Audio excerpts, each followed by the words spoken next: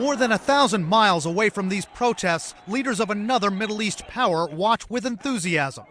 Iran's parliament speaker says the time has reached to overcome puppet autocratic regimes by relying on the Islamic teachings.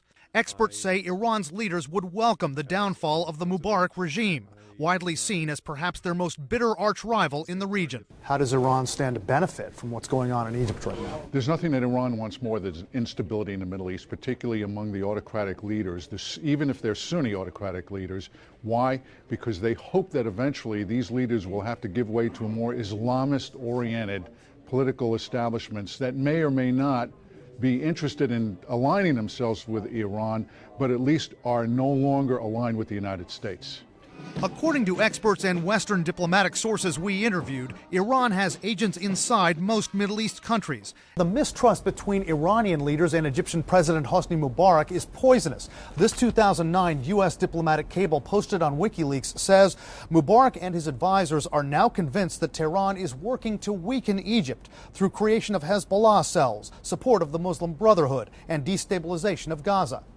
The Muslim Brotherhood, once very militant, now more political, is an opposition group in Egypt which gave birth to the Hamas movement.